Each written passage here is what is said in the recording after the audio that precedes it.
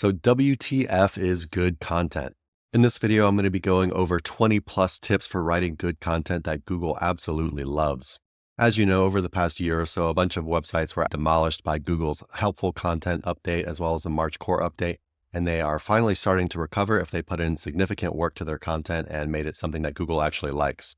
So in this video, we'll be covering a ton of things that will make sure that you end up ranking higher and do not get hit. All right, let's get into it.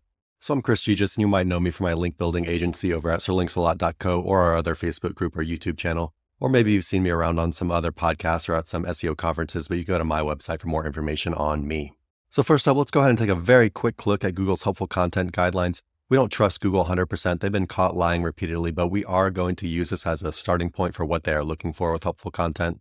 So just some quick things: original information, comprehensive description of the topic, interesting information that is beyond the obvious, avoid simply copying or rewriting sources, descriptive title, substantial value compared to other pages in search results. Is it well produced or does it look sloppy and hastily produced? Is the content mass produced? Is it trustworthy? Clear sourcing, evidence of expertise, background about the author, basically a bunch of stuff about E-tier, EEAT, factual errors, a great page experience, people first content, talk about some branded search, firsthand expertise, your site sticks to its primary focus, avoid creating search engine first content, basically talks about mass content production again, extensive automation, summarizing, talk about bounce rate or pogo sticking, are you writing to a particular word count just because you think you need to?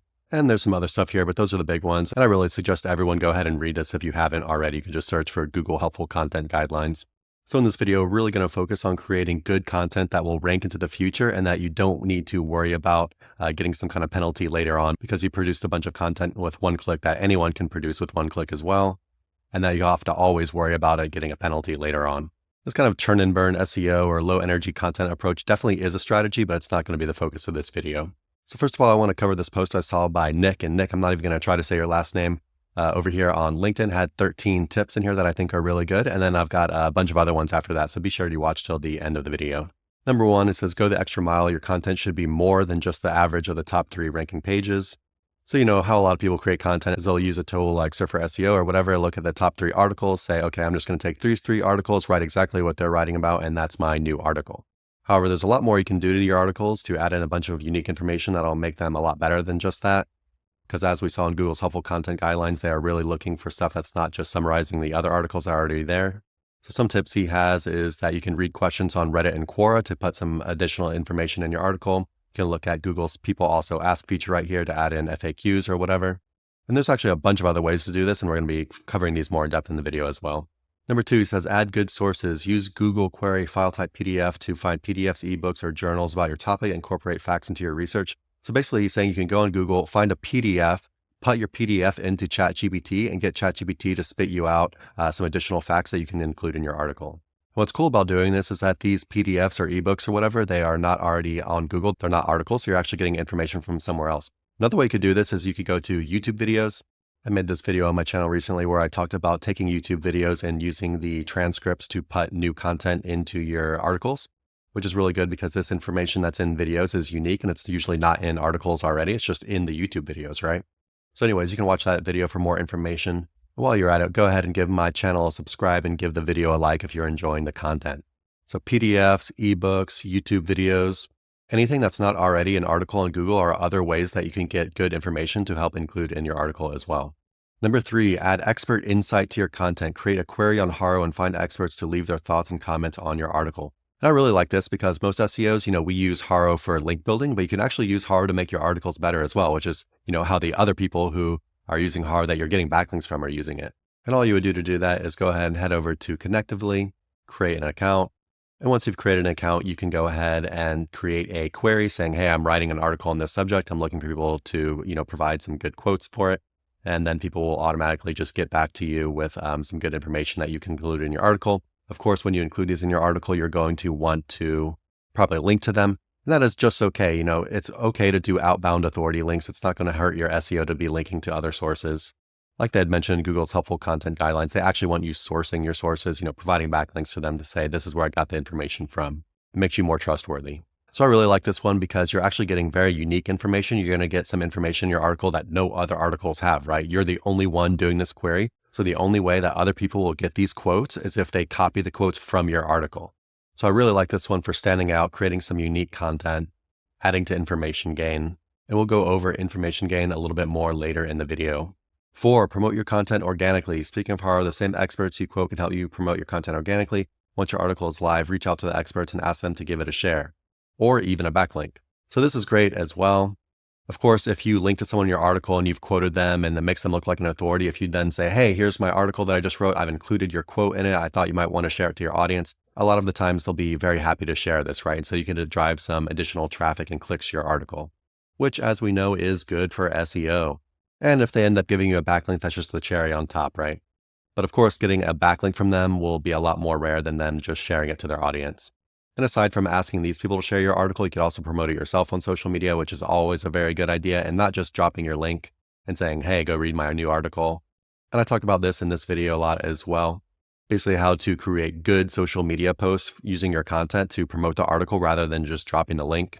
Stuff that'll actually get engagement, that actually entices readers to want to know more about the article and to hopefully click through and go see it. Next up, make your content scannable. When someone lands on your article, they should be able to find the information they're looking for in 5 to 10 seconds. Separate your content into topical headers and avoid large blocks of text. So if you look at this article over here on Sir Links-a-Lot, the sexiest SEO in the universe, which of course is me, you can go ahead and watch this video because it's just a fun experiment I did on this recently. But anyway, you can see that this article is very easy to scan and read. The text is broken up. You don't really have big blocks of text. Get your answer immediately. It's broken up into small sections with headers, images, and it's just easy to find what you're looking for, right? What you want to avoid is that they click on your article and there's just these huge walls of text. It's hard for them to read. They can't find the answer very quickly. And so they say, hey, I don't want to do this. I'm going back to the search results and I'm going to click on something else. This is the worst thing that could possibly happen with your content. It's called pogo sticking. So you just want to give them the answer as fast as possible. This is in contrast to what SEOs used to do, which was to try to put a bunch of fluff right at the beginning and to keep them on the page as long as possible, where they're really having to search as hard as possible and, scan to the bottom of the article to finally find the answer. You don't want to do this anymore. This is old SEO. Don't do it. Number 6, nail your introduction. Use the PAS, problem, agitate, solution copywriting formula to create effective introduction sections. Keep it short, 50 to 100 words. You can see this prompt right here. Create an introduction section for an article about improving your skills. Use the problem, agitate, solution formula, limit to 100 words. You can actually just say PAS formula as well, and ChatGPT knows what that is. Over here on my AI content editing SOP, I actually have using the PAS formula as one of the steps here. It's a really good formula to use. It tells them the problem very quickly. Are you tired of struggling to make sales? Then you agitate, you go deeper into the problem. Do you find yourself struggling to close those deals and reach your targets? Sales can be a tough and competitive industry, blah, blah, blah. And then the solution right here. However, the good news is that with the right approach, blah, blah, blah, blah. Problem, agitate, solution. This one's a little bit long. I'd want to shorten it. It doesn't give you perfect ones, but you can very quickly edit this to get a really good introduction. And of course, like we were talking about on the previous one, you'd want to break up this text so it's easier to read. So this one is about 7 lines. I generally don't like having anything with more than 1 or 2 lines. So you definitely want to break this up to make it easier to read. And of course, this is important because getting your introduction right will keep people on the page instead of pogo sticking off. Lets them know exactly what they want to be reading. Keep them on the page. Next up, 7, create a good headline. Write a benefit-driven headlines. What does the reader get out of your article?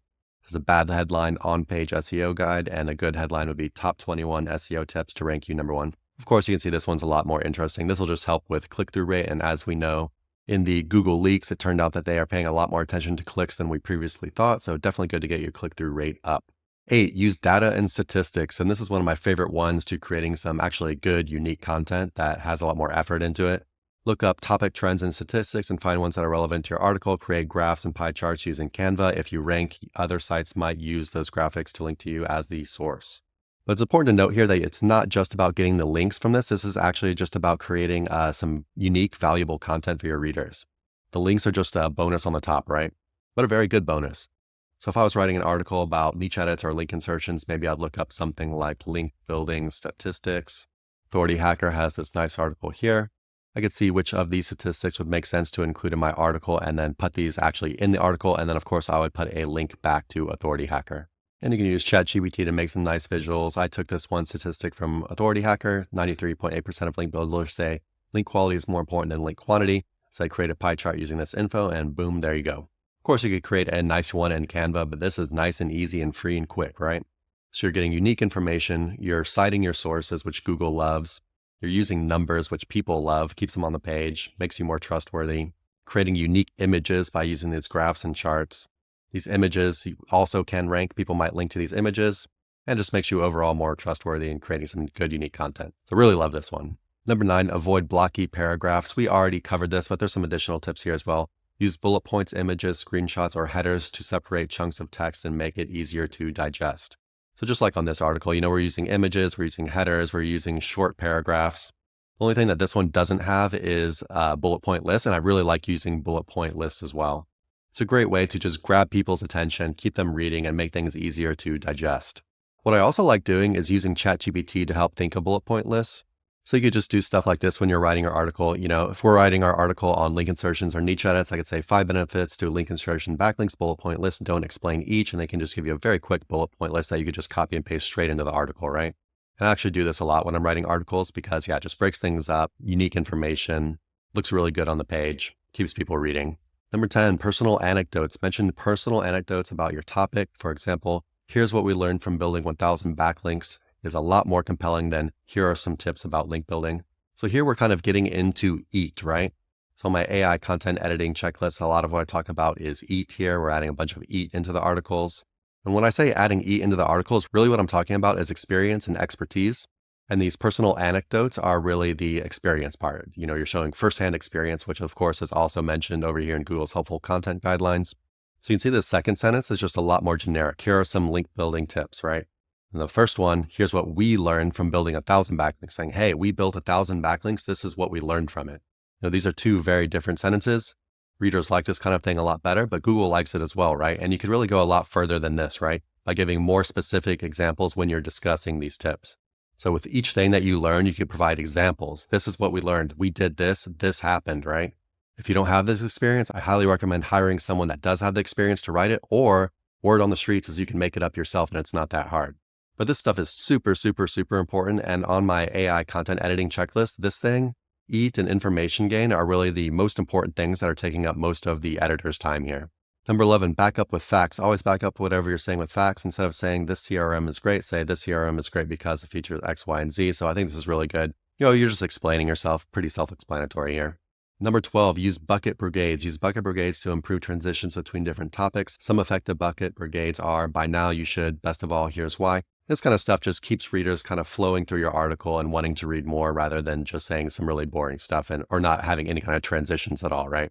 That really is super important, but it keeps the reader going. And number 13, freebies. Add freebies to your article. If your article is about writing an effective introduction section, freebies could be top 5 effective formulas for writing an introduction. I think this is really good as well because you're actually creating something unique in your article that other people don't have. So those were Nick's 13 tips. And you could go ahead and follow Nick on LinkedIn or Twitter or whatever if you wanted to, because he posts some good content. But now let's go ahead and cover some other super important stuff to make sure your content is good. Number 1, you must match search intent.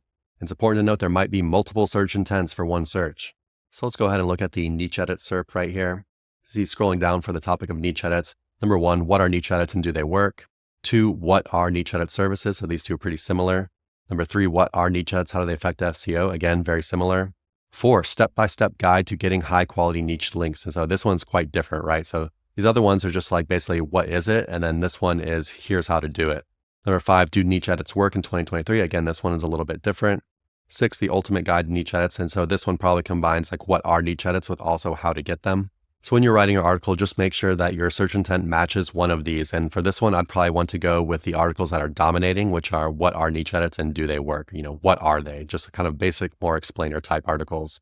If you get this wrong, you're just not going to rank at all. This may be the most important thing in SEO, making sure that your article matches what people are actually trying to read when they are searching for that keyword. Next up, cover the topic fully. Of course, we saw this in Google's helpful content guidelines. My favorite way to make sure I'm covering a topic fully is to use a tool like Surfer SEO.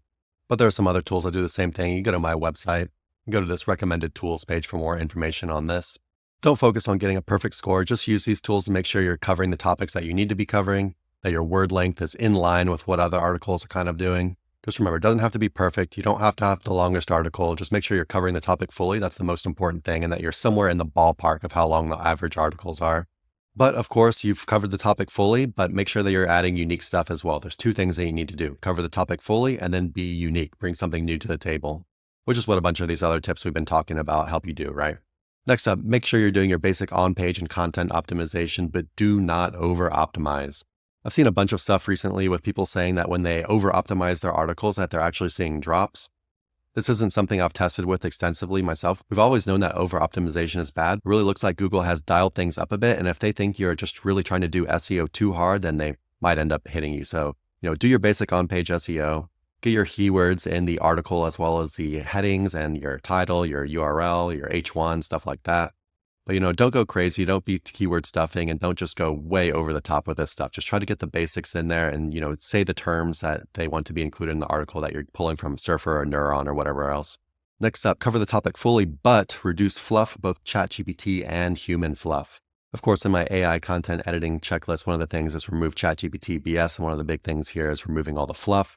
But it's important to note that human writers put in fluff too.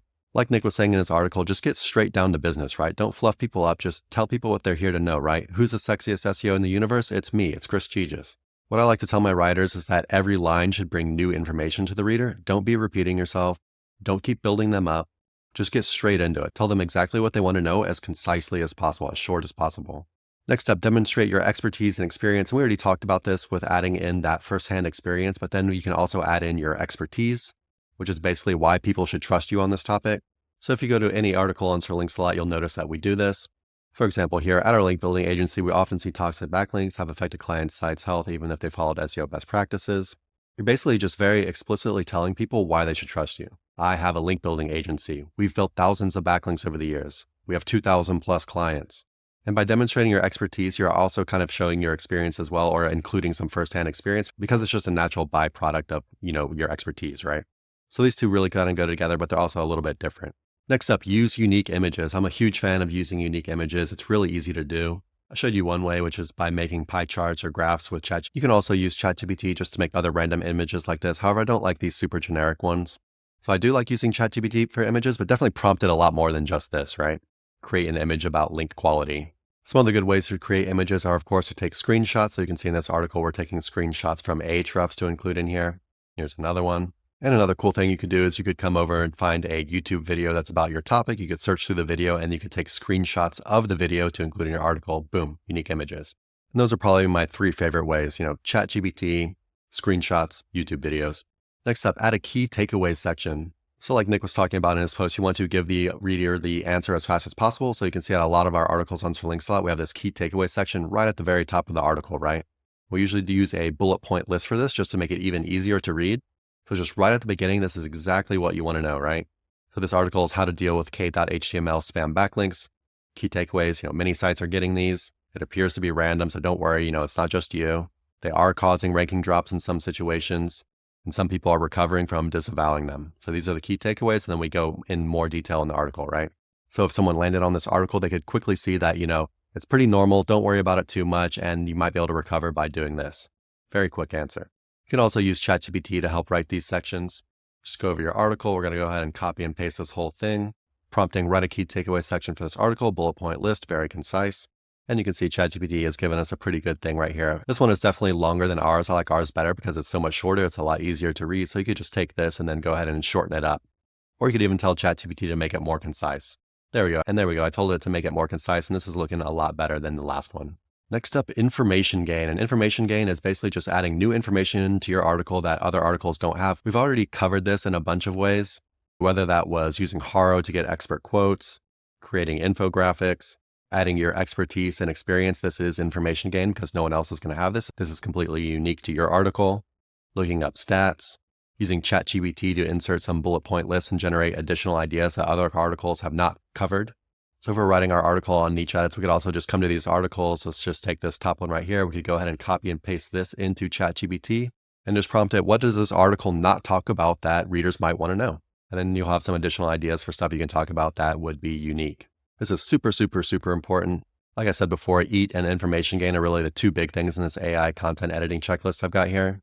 And of course, Google talks about this extensively in their helpful content guidelines. So this is one of the main things I'm focusing on for when I'm creating content that I don't want to get penalized, that I want to be around for a long time and not have to worry about.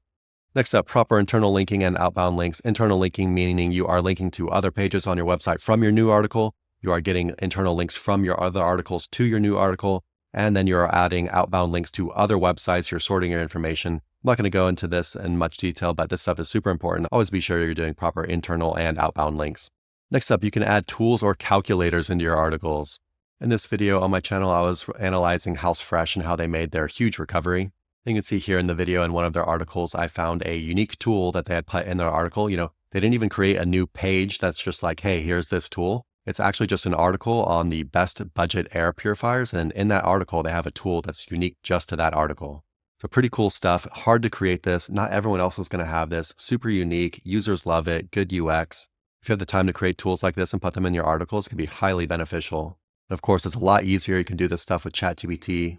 These tools are really easy to make. Make it with ChatGPT or with Claude, and then you can inject them into your articles with a plugin like WP Code Snippets, I believe. And lastly, remember your site will be scrutinized harder if you are an affiliate website or you're monetized with just ads or you're monetized with just affiliate and ads and your business doesn't have any other kind of thing for your business model like email list or e-com, any kind of services you offer, digital products, whatever. You're going to be scrutinized a lot harder if you're just an affiliate or an ads-based website. So make sure you're really doing this stuff if you are what you would call a content website, right? And lastly, we've talked about this a bunch, but ultimately at the end of the day, you just want a good UX, a good user experience, and no pogo sticking. Pogo sticking, of course, is when users go to your page, they don't like what they're seeing, they go back to the search results and click on something else. This is the worst possible thing that could happen to your content. It shows Google that they are not finding the answer in your content and they need to go somewhere else for it, and Google is paying attention to this stuff. All right, guys, we covered a lot of stuff here, and there's probably more than I'm even leaving out here, but I think Nick's post has some really good stuff in here that can help improve your content. And of course, I covered a bunch of other stuff here as well.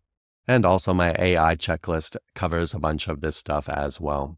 I'd also recommend watching this video on my channel. Here's all sites recovered from Google's September and March HCU, as well as this one right here, HCU hit affiliate sites starting to recover.